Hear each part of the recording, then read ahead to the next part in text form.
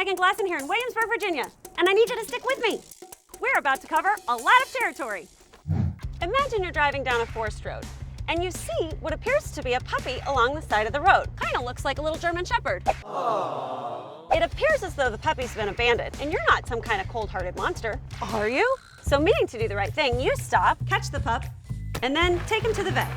Only once you get to the vet, they tell you, that's not a puppy. It's not. It's a wolf pup. I'm sure the vets just made a simple mistake and everything. Oh wait, they had it DNA tested. It's a wolf pup. True story, by the way. Happened here, just outside of Ketchum, Idaho. Now, I'm not gonna sugarcoat it. This was not an ideal situation. The folks who picked up the pup meant well, but let's see what happens next. The conservation group, the Defenders of Wildlife, agreed to step in and lend a hand. First, they wanted to determine that the pup was an actual gray wolf. Next, they worked with the Idaho Department of Fish and Game to try to locate the pup's pack with the intent of a return to the wild. Unfortunately, that didn't happen. So at this point, all the preferred options are off the table.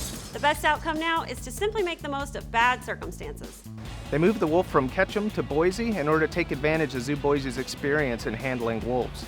Next, the vet team determined that he was thin and anemic, probably because he was eating the wrong diet. Zoo Boise did a fantastic job in getting him on a proper wolf diet and restoring his health. Still, the pup needed a permanent home, and that brings us back to where we started, Busch Gardens in Williamsburg, Virginia. By sheer coincidence, the park's wolf habitat was in the process of acquiring new pups. Well, bringing in a wild wolf pup was certainly not part of our original plan. But since we already had 2 pups on the way, everything was in place and ready to go. We hope that by bringing him in with the other 2 pups, he might come to regard them as pack mates, and that kind of bonding will help ease his transition and allow for much less stress. How did it all work out? Well, we'll have the rest of the story later, but I can give you one small hint. You see that wolf over there? His name is Boise.